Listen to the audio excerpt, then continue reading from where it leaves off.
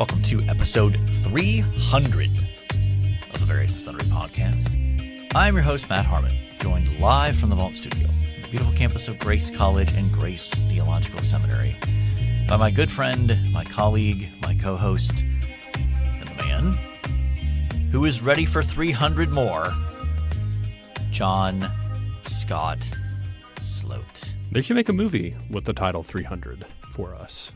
Well, they've already made a movie that's titled 300. Yeah. Not about us. We're the sequel. Very different movie. Very different movie. Yeah, a lot more blood and violence in that one than there would be in the docudrama of the Various and Sundry.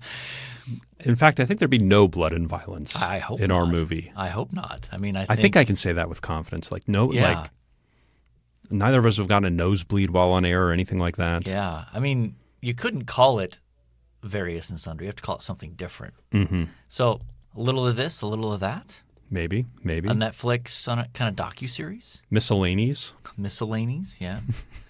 Yeah. So we almost called the podcast that. That was in the running. Yeah. Way back in the dark ages when this podcast started. So we've made it. 300 episodes. Yeah. Any reflections on 300 episodes? That's a lot. Yeah. When we started, how many episodes do you think we were going to get to? Well, initially we had planned to do an every other week. Yes. And then 2020 happened. Yeah. I mean, just as we started, and we got time. Yeah. People need entertainment. Yeah. I mean, people were watching Tiger King at the time. This podcast is older than Tiger King. Yeah. I mean, this is technically this started in the pre-COVID era. Yes. I mean, depends when the COVID era starts. Yeah. Because if it's sort of... If we're talking about when the COVID virus actually was already in existence, then no. Correct. Because that would have been end of 2019, which is why it's COVID-19. Yes. But first week of January 2020. Mm-hmm. We started recording. Start of a new decade. Start of a new podcast. Yeah. Do you think we can make it a decade? That's a great question. Be honest. I won't be offended either way. I think so. I mean, when we started this podcast, I was not married. I'm getting ready to have a child. Yeah. Your job was different at that point too. I think I've had 2 different jobs at Grace since then.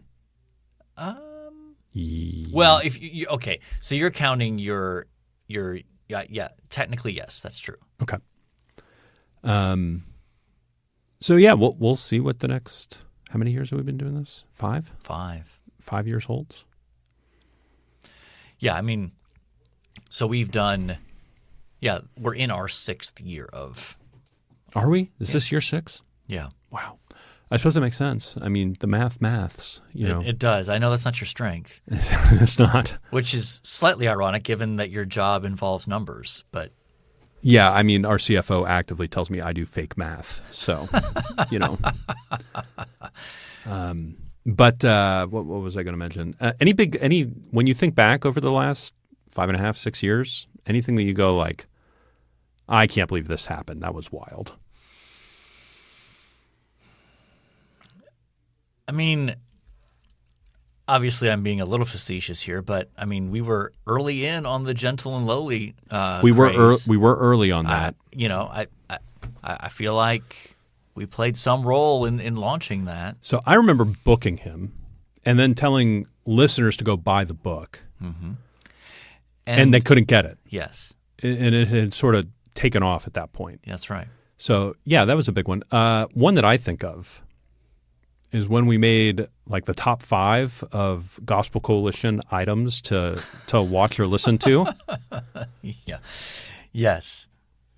And that was what, this past summer? Yeah, when we interviewed Matt Smethurst there. Yeah. For his book on Tim Keller. That's right. And that just blew me away. Like I was like, yeah. No, that's not real. Indeed. Yeah, I think. I mean, we're essentially 5.5 years in. This is three quarters. 3 quarters. Yeah, yeah. this is a 3-quarter mark. Yeah. So I don't know if we can make it 10 years. What's going to stop us? I mean, I think if you or I left the university, yes, I think that would make it very difficult. It'd make it very, very hard. Yeah. Beyond that, I mean, does anybody make comments to you about sneaking away in the middle of the day to go record a podcast? No. People say nothing to me. It's just an expectation that this is a package deal with John at this point. Yeah. I mean, I know my travel schedule has been your travel schedule has been a trial. And this session, this particular academic session, has been difficult with my teaching schedule because of having a class on Monday afternoons when we normally record. So here we are on Tuesday morning, by the way. Yeah, but man, at some point though, like, do you run out of stuff to talk about? Eventually, yeah. Which maybe we go back to every other week at some point. Maybe. I mean, go back to. We'd have to begin starting to do every other week. Go back to our original intention, which we never did. Yes. Yeah. Yeah. I mean, we kind of said from the outset we don't want to be like a discernment podcast calling people out. No, that's not our gig. That's not our gig. But one of the reasons you do that, a lot of content. Yes. Yeah. Yeah. I mean, if you're constantly just, kind of looking for the latest kind of controversy and feel the need to weigh in with a hot take, I think you can feed that, especially now in our social media age. My goodness, you could release an episode every day. What's the rage bait thing every day kind of thing? Like, you could do that, but that's not something that either of us is really interested in. No. So. No. Well, if you would like to contact the show, you can reach us on X at VNSPod. You can email the show, variousandsunderpodcast@gmail.com. You can find us on Facebook and on YouTube, and we would love for you to leave a 5-star rating. You see, you don't have to get us anything like a gift for episode 300. I will take a gift. I mean, I'm not going to be very upset. But one thing you could do is leave a 5-star rating and a review. Yeah, absolutely. Yeah. I would be curious. I wonder how many podcasts make it to 300 episodes. I mean, there's millions of podcasts that start, right? Yeah, 1% maybe. Is that something ChatGPT could tell us? You want to fire up chat here? Some real time on air research there.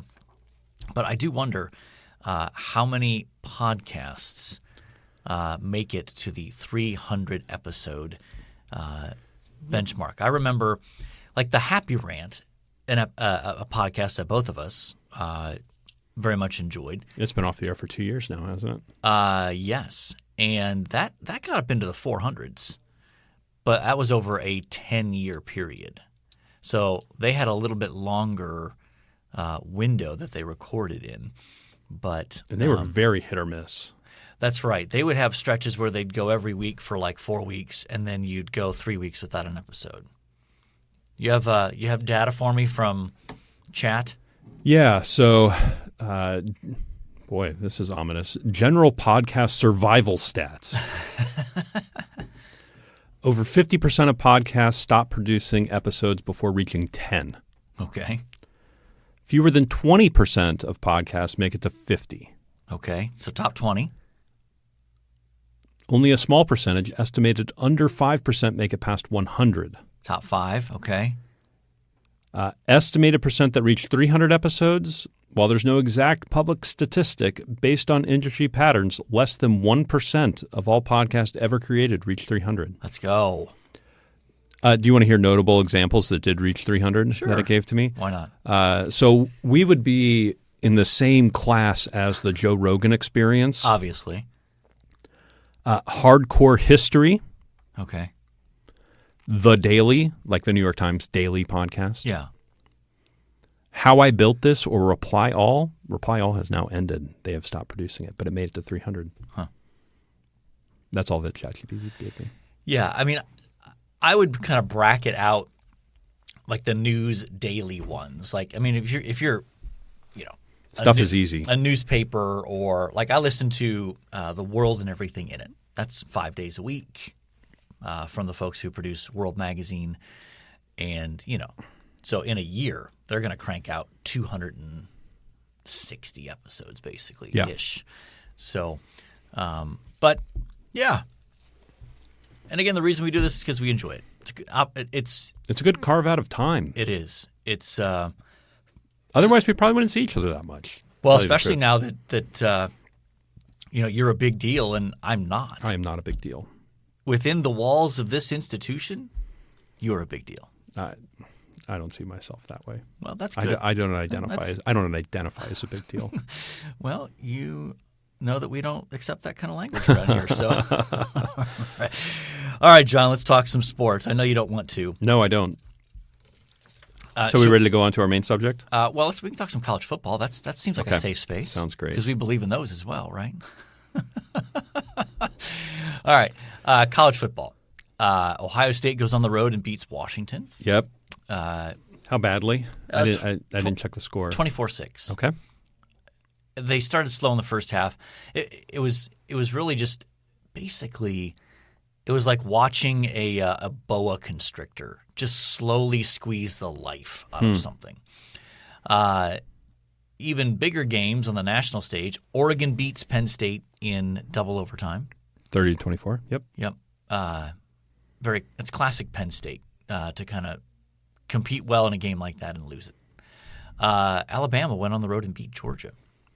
Yeah. That was a little surprising, but Bama has Georgia's number. I think Kirby Smart now is 1-6 against Alabama, and that was at Georgia. Ended a 33-game home winning streak. Ole Miss beat LSU at home. That was a top 10 matchup. And so, yeah, things are starting to. Oh, and Florida State lost on the road at Virginia. They were a top 10 team that lost. So things are starting to settle a little bit into place. You're getting a better idea who these teams are, but still a long way to go. Anything else from college football? I'm looking at the scores. I mean, Mississippi State played Tennessee tough. They did. They did. Probably should have won that game. Iowa played Indiana tough. Yep. Vanderbilt gave up 35 to Utah State. That doesn't feel great. No. Georgia Tech barely beat Wake Forest. That was a struggle. Yep, but they're 5-0 now, I think. Yeah, Georgia Tech. So, yep, we're about so approaching so we're like in that third to a half of the way through the season. Probably more closer to a third, two-fifths of the way through the season. Are we that far? Wow. Yeah. All right, let's talk. All right, you ready to talk less fun things? Yeah, let's talk some NFL. Okay. What do you want to talk about the NFL? Well, I mean, we always start with ties. Yeah, we could talk about Dallas and Green Bay, but I think our listeners are eager to hear your analysis of another Jets loss last night on Monday night. Yeah, there's a couple of things with the team that's frustrating. I don't think it's the coaching staff. Okay. I think I've seen enough from the play calling to know that it's the offensive play calling that it's in an infancy, but it looks good. Okay. I think some of it is limitations from Justin Fields and just his throwing ability. Okay. Although he had some good throws. He occasionally puts a good throw on. They're really good at the running game. Miami has a bad run defense, a very bad run defense. Our secondary, I am not impressed with our secondary coaching. We can't seem to defend a bootleg, which is all Miami did last night. And anytime Everybody's open by 3 yards when they get thrown to. It's like, how did that guy get that far open? That feels like a breakdown in coaching in the secondary. Against the run, they're pretty good. Defensive line's banged up, but okay. The big problem, particularly this week, it was on the offensive side of the ball, is penalties. Yes. And turnovers. And yep. I think the coach can only preach discipline so much before we have to go, maybe it's the players. Yeah. You know, Yeah, in the little bit that I watched last night, it did seem like penalties were a big issue.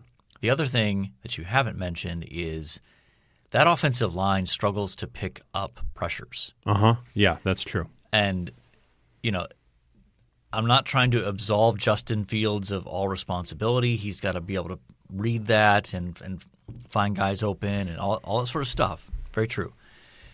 But his offensive line has to help him out too in terms of recognizing where blitzes are coming from. And, you know, when Miami sent 4 last night, they were fine. Mm-hmm.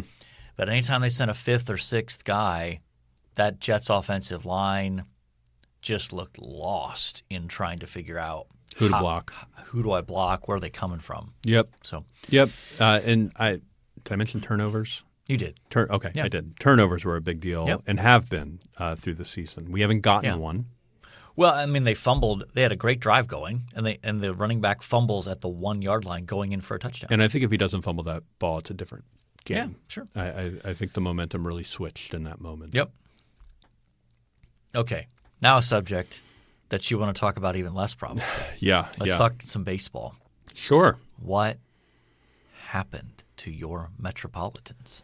So since June, they've been playing really, really bad baseball.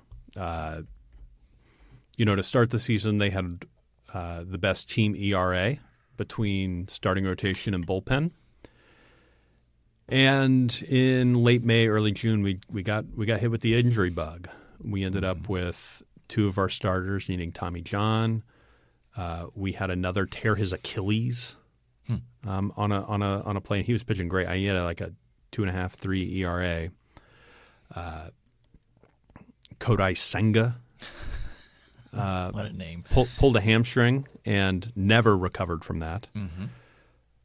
And at the same time, we brought back 2 starters that we thought would be really, really workhorses for us. Mm-hmm. And they were injured in spring training. Never were the same this season. Okay. I think some of that is not ramping up in spring training, not having the same work, or maybe not even being fully healthy. And so they both really struggled, and one of them finished the season on the injured list. Okay. So we were down, I think that's 5 or 6 starting pitchers, and I don't think I think a couple of our starters that did last the whole season were just out of gas by the end of the year. Yeah. And they were shelled toward the end of the year, and offense couldn't get timely hitting toward the end of the year either. So I think a combination of those things led to some serious problems. Okay. So I think that's what happened. I mean, you can't lose 8 games in a row in September and expect to be in a good spot. Yep. So wheels came off, particularly on the rotation, and then the bullpen as well as a result of the rotation not being there. Okay. So yeah, that's what happened. All right. And by contrast, we need to give a shout out to the Guardians. Yeah, they made a pretty stellar comeback. They were 15 games back mid-July. That sounds right. Yeah, and ended up winning the division. And so, that makes Nate in Ohio very happy. I'm sure it does. Yeah. And you may or may not have received a taunting text from Zach in Ohio. I did. I think you were on that text. I was, yeah. And I just don't respond to those things. Yes. All right. Well, let's move on to happier things. I don't know that we're moving on to happier things. Well, maybe. This is the old man yells at clouds episode. Yes. I mean, we could call it that instead of the hot take episode. Yeah. Yeah. So For episode 300, instead of doing an interview, we are doing what we're calling the hot take episode. So each of us came up with a list of, I don't know, looks like you've got 9. I've got You also have 9. 11. Oh, you got 11. Now, we're not going to have time to get to all these probably. Okay. So we have to be selective. Oh, boy. But basically, the idea is these are our random hot takes on on a wide range of things, right? I mean, it is sort of the get off my lawn, cranky old men with hot takes, things that may not be widely accepted, but we think them. Yeah. All right. You want to get us started? Yeah, which one should I go with first? It's up to you. I'll go with I'll go with the first one that Yeah. came to mind for me. Okay. I think Chick-fil-A is an average chicken sandwich. Okay. I think there are better chicken sandwiches out there. Zaxby's, Cane's, Okay. all better quality chicken than Chick-fil-A. I think people mix up some really excellent marketing. Okay. Really political chicken. Political And religious chicken. And substitute that for good chicken. I see. And so I think Chick-fil-A chicken's fine. Okay. But I think it's average. I think they have a great system, great service. All right. Fries are fries, but I think the chicken is average. I think it sits right in the middle of fast food chicken. Okay. I don't know that I would go quite that far, but I do think that Chick-fil-A chicken sandwiches are overrated. Mm-hmm. So we're in the ballpark. I think they're probably a little bit better than you're giving them credit for there, but neither of us. I don't go out of my way for Chick-fil-A. Yeah. Like nearly ever. Yeah. I don't even. Has my wife been to a Chick-fil-A restaurant before? I don't think so. Really? Yeah, I don't think so. Interesting. All right, why don't you give us one? All right. Obviously, some of these are they're going to come out of our interests. Trying to decide which ones I want to go with here. All right, we're going to come right out of the gate here. I'm going to go with my third one there. Okay. Much of what passes for advances in education is really just a different way of organizing the same old information. All right, give me an example. Well, there's a place for accreditation and all these sorts of things, and at its best, these are these sort of advances in education. The sort of the administration of it. Talking about things like course objectives and program learning outcomes and all these sorts of things, left within a certain range can be very helpful. Mm-hmm. But oftentimes what it feels like to me as a professor is we're told, okay, here's how you need to organize these things and put it in a certain format for us to, be pleasing to our accrediting agencies and that sort of thing. Sure. And then 5 years later, they come along and say, okay, actually, we want you to completely reorganize this. And what it boils down to is, well, before we were putting these in boxes, and now we're putting them in these circles. That's just reorganizing the same information. And yet it chews up an enormous amount of work time to move things around that just feels like unnecessary busy work. And so I feel like much of what comes down the pike in these sort of higher education, quote unquote, advances ends up being reorganizing things that we already do with minimal impact on actual improvement for education. I always think of advances in education coming bottom up. I think I agree with you, right? These accredited agencies, while There's a place for them. while good in having their place, want a ton of information that take a lot of work, and you almost need a full-time person to just get you accredited. Yes. And to think about it every single day. And if the whole higher education discussion is a much bigger discussion, but if people want to know why the cost of higher education continues to rise far past what inflation does, spoiler alert, it's not faculty salaries. It's administrative bloat and growth. Hey now. That feels like a shot at me. Meaning that because the federal government comes along and says, here are all these regulations that you have to make sure that you're meeting in order to receive federal money, well, you have to have people on your staff who are making sure that you're meeting those. And when that blows up, where do schools end up having to spend money to hire? It's not for more teachers. It's not for more faculty. It's for people who have to make sure that we're crossing our T's and dotting our I's so that federal funding doesn't get yanked or we don't get slapped with a lawsuit or something like that. Yep. All right. You're next. Okay. We're not going to get through all these. I know. I'm picking and choosing here. I think I'm going to 6. Okay. The new baseball rules, challenges, automatic balls and strikes. Okay. That's what ABS is. ABS. I wasn't sure what that abbreviation stood for. I'm familiar with that as anti-lock braking system. Exactly. I'm like, I don't know what anti-lock brakes have to do with baseball, but runner on second base in extra innings. Yeah. All of those that people complain about, I think they're wonderful for the sport. Okay. Pitch clock, wonderful for the sport. All right. All those things have helped make baseball. Eliminating the shift made baseball a better product. See, that's one that I can agree with all the rest of those. I don't like eliminating the shift. I think you should be able to place your defenders wherever you want them.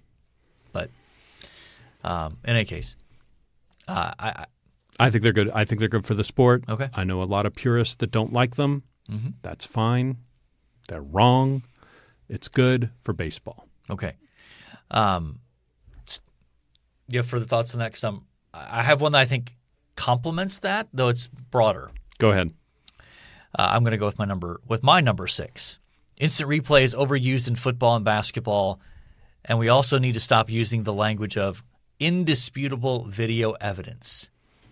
If there's a more misleading phrase in sports, I'm not sure what it is, because you will hear them say, well, that's the standard. It has to be indisputable video evidence. And then they overturn something where you're like, that's not indisputable. Yeah. Like that might be a 60-40 or a 75. It's sort of the difference between what's the standard for winning in a criminal case beyond a reasonable doubt. So you're talking like 98, 99%. He did it or he's guilty. In a civil case, it's preponderance of evidence. It's more likely than not that this person is 50% in a feather. Yeah, exactly. And it feels like a lot of the ways that instant replay is used is more of the like, well, that's probably right. I actually think indisputable video evidence is another way of saying beyond a reasonable doubt. I agree. Like they are using lawyer talk. Yes, and then they don't apply it. Because you see, which is also a very lawyer thing to do. Yeah, because you see things overturned where you're like, I think he probably did catch that ball, but I can't be 100. I can't be beyond a reasonable doubt that he did. Sure. Like, then they overturn something. So, and then related to that is it's used too much, especially in basketball in the last 2 minutes. And games take forever. Hey, yeah. And every out of bounds play, it's like, go to the replay, and it becomes free timeouts. You lose all the flow of the game. You lose all of the momentum and that kind of stuff. Conditioning is less important. So, this is where I like the automatic balls and strikes from baseball. Right? Mm-hmm. It's kind of like tennis. Right. You tap your helmet. They turn to the screen. You look, and that's final. Yeah. And it's done in 15 seconds? Yeah. It's great. And you only get 1 as a team, 2 as a team a game, something like that. Yeah, I would be fine with college football theoretically reviews every play. That it's you've got people up in the booth and they buzz down like, "Hey, I don't think he had a foot in bounds. Replay that." I would be much more inclined to go with the NFL system, which is basically they review all turnovers and scoring plays automatically. Yep. And then you get 2 challenges. Mm-hmm. And if you win a challenge, you get 1 back. Yeah. That's sort of the base. Outside of they review all home runs. Yeah. And you get 1 challenge a game. And if you get it right, you get to keep your challenge. Right. Okay. All right. We ready for another one? Yep. Okay. I want to see if this one will make sense. International sports agencies. Okay, so I'm number 7 here. Yep. International sports agencies. I'm thinking the Olympics and FIFA keep going to corrupt countries, bad faith countries. Think China, Russia, Qatar. Yeah. Because it's easier to bribe people to get what they want rather than work with local democracies. Oh, yeah. I can believe that. And so I think there's a problem with the Olympics and FIFA doing this and going to these countries. I mean, I think both the IOC and FIFA are I think there's reasonably good documentation that both of those organizations have issues with corruption themselves. Mm-hmm. Mm-hmm. And so it's not surprising that organizations that have corrupt elements within them would gravitate towards places that have corrupt governments because it's easier. It's easier to bribe people. Get things done, and it's easier to grease your own pockets. Yep. Yeah. Yep. Maybe that wasn't as hot as I thought. We need to talk more about it, though. Not you and I, but broadly. I'm going to go number 4. I'm going to move away from sports here. Christians should use print Bibles as their regular Bible and only use digital versions for convenience. I don't think that's that hot. I don't know. I think that's generational. I see a lot of people in church, especially in chapel here and that sort of thing, using their phones for their Bible. Presumably for their Bible. And I, in good faith, yes, I think many of them are using it for their Bible. Now, I have my print Bible in church, but then I have my app open where I can look at the original languages. I can read a commentary. I do the same thing. I do the same thing. I just think there is something about print Bibles that are, first of all, it should be obvious, far less likely to be distracted with a print Bible. It can be done, but your print Bible is not flashing you a social media update or a score update or some breaking news about or how many hours you were on your screen that week in the middle of church. It's just like, gosh, was I on that much? My goodness. But I think there is a significant benefit to reading and reflecting on and studying your Bible in print form, that it's tangible. And it also, I think, makes it stand out from, like, when it's just on the same screen as, like, well, 30 seconds ago I was looking at Instagram. And now on the same screen I'm looking at the Bible text. Yep. And then, 5 minutes from now I'm going to be looking at, Snapchat or the Fox News website or CNN or whatever else it might be. Like, it all just sort of meshes together when, if it's distinct, I think it stands out more. Okay. I'll go with a church service one as well. Number 2, we need more liturgy in low church services. Okay. I say, I was in a church one time. Pastor drove a motorcycle on stage. I just went, we need some rules against this. This needs to be stopped. I just think, having some more. And then I think some churches could do a better job of just expressing the liturgy they already have. Like, hey, we do this every service. Yeah. Here's why we do this every service. Okay. So I think, as a bit of and I think as Americans, we're with our puritanical roots, right? We saw all this liturgy as anti-Catholic, and I think the Catholic Church does probably have too much liturgy in their services. I don't think that means that's not their only problem, you would say, of course. Correct. Yeah, they have other issues as well.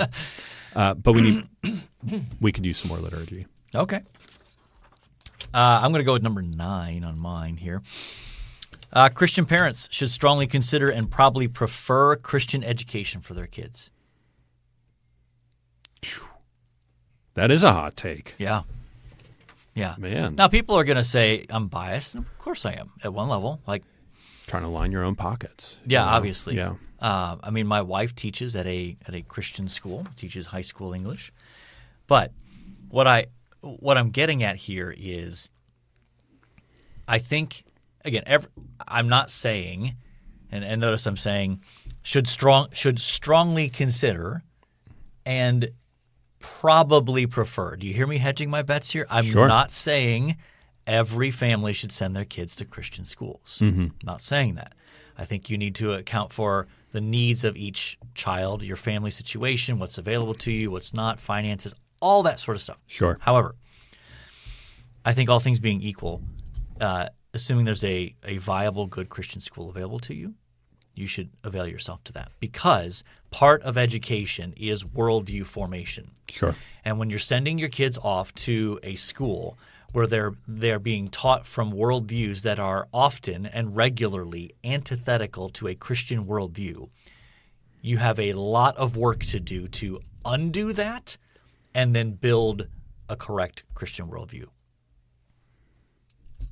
That's my primary argument there. Here you stand. Here I stand. I will do no other. Okay. Last one. Each of us gets one more. One more. Okay. Cable news and social media is a poison and should be avoided at all cost. I was hoping you'd go with that one. I think they're both useful in a breaking context. Like something is happening and you need to know what's happening right now. That's where they are useful. Other than that, I think they're both sort of in the business of getting your eyeballs and keeping your eyeballs. And they say incredibly biased, incredibly outlandish, and incredible, and oftentimes do not report the other side. And they sensationalize. Absolutely. And I think that's harmful, not just to our atmosphere that we're living in and our society, but I think ultimately to your soul. Now, you do use social media for other purposes, though, right? Like you use it to keep up with your Mets and your Jets, right? I consider that's part of the breaking, right? That's sort of the like, what happened to somebody's busted knee in the game last night, or what so-and-so's thoughts on that play, or things like that. I see that as breaking. Okay. Or, yeah. Gotcha. All right. Fair enough. Yeah, what drives me crazy is in the rare instances where I'm watching, I mean, I basically only watch cable news when there's an election. Sure. Like for election results. And even then, like that falls into my breaking category. Sure. Or if some like major event happens in the middle of the day or something, like, okay, maybe I'll check in to see what. But in the times where I've been in other places where it's on and you see the breaking news flashed across the bottom of the screen, sure. It's like the president has arrived back at the White House. I'm sorry, that's not breaking news. That's not. Unless he fell and broke his leg, that is not breaking news. Yeah. Did he like tackle one of the Marines getting off of Marine One? Like, okay, that would be breaking news. But yeah, it's a poison and should be avoided at all costs. Okay. Oh goodness, down to one. Which one do I want to go with? I'm debating between 8 and 10. 8 and 10. 8 and 10. You want me to go with 8? 8 or 7 would be my. You want me to? Oh, let me look at 7 here. I don't think that's hot. I mean, I think lots of people would agree with that. Okay, I'm going to go with 8. Memorization should be a larger part of early education, not less. I'm seeing this more and more. Obviously, I teach beginning Greek. Sure. And students struggle with the amount of memorization that is necessary to learn a language. Mm-hmm.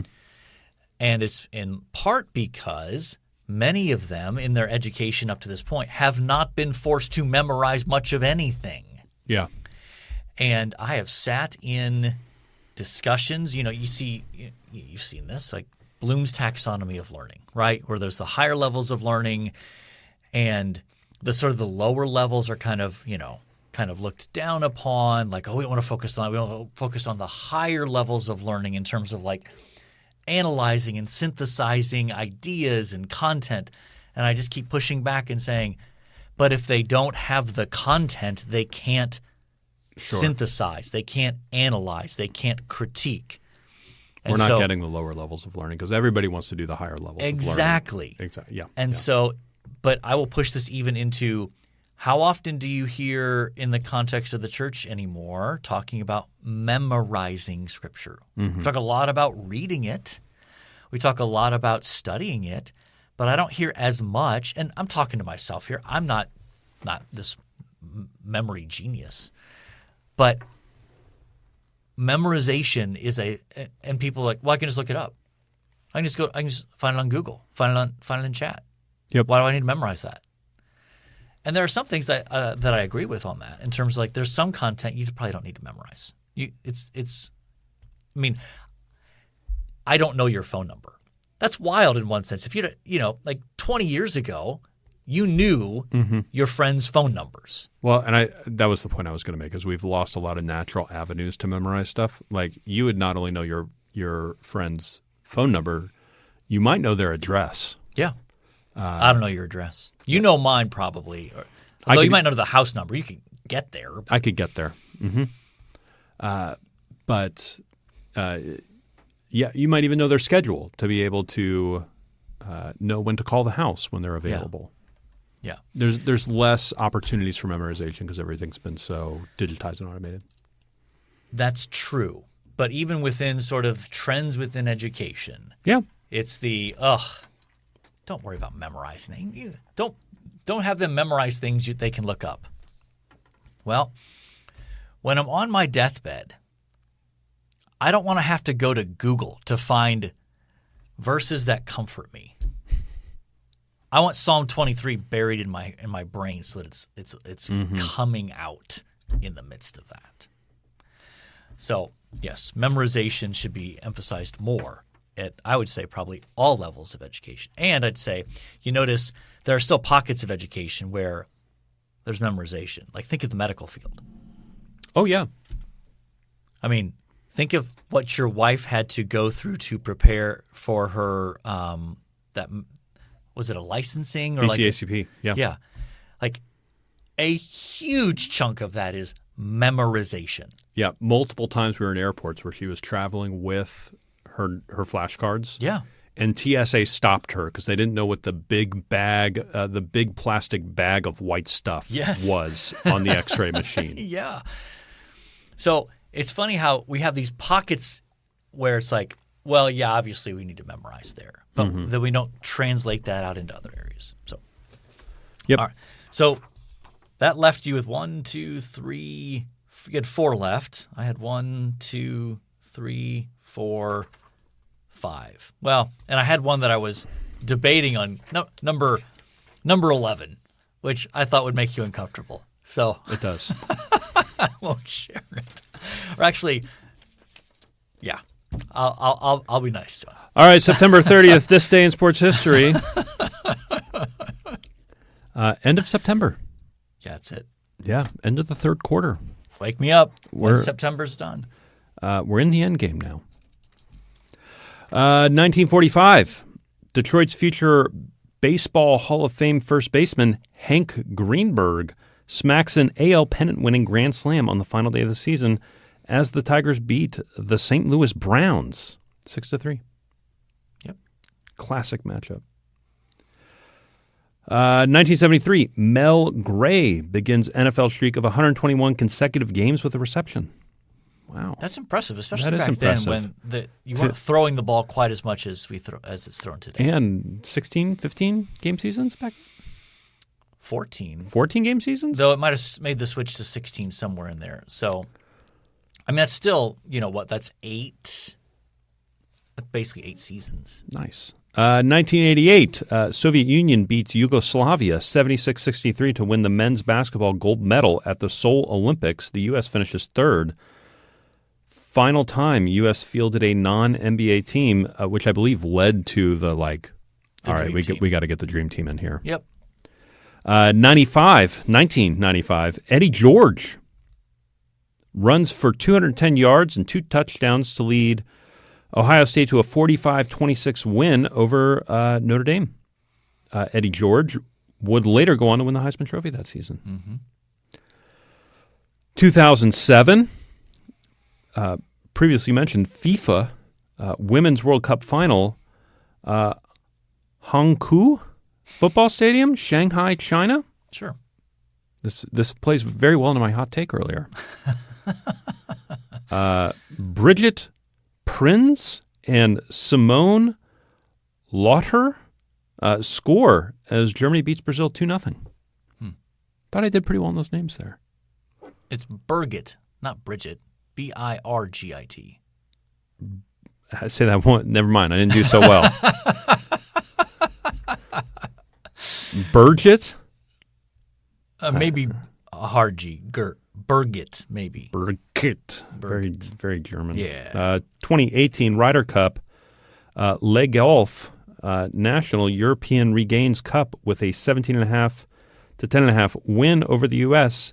Italian Francesco Molinari wins all 5 matches. Sergio Garcia becomes the biggest point scorer in event history with 25.5.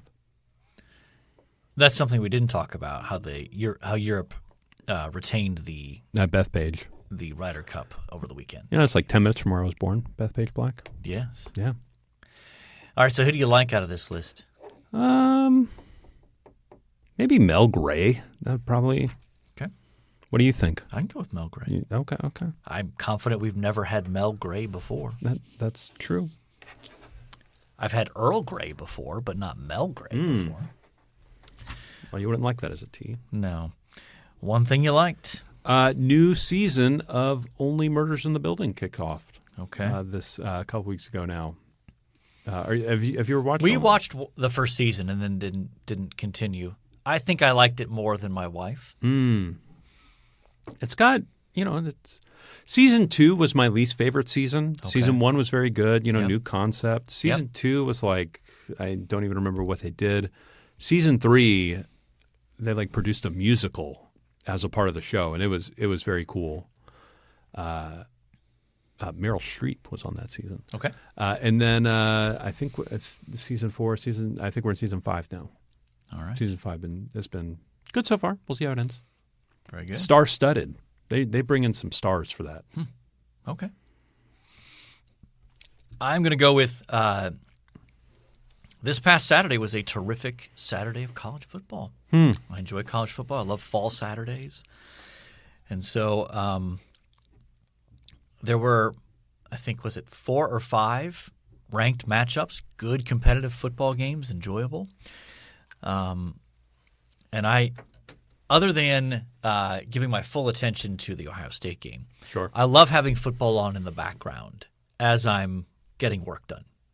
It's a nice background, pay half attention to the football, half attention to what I'm doing, and I end up being pretty productive in those contexts. So just a nice way to spend a Saturday afternoon. So that is my one thing I liked. All right, John, we have talked about episode 300. We have talked about some college football, the woes of being a New York sports fan. We've talked about some hot takes, some hotter than others. We have talked about Mel Gray. We've talked about a new season of Only Murders in the Building. Murders or murderers? Murders. Murders. Only murders in the building. Only murders in the building.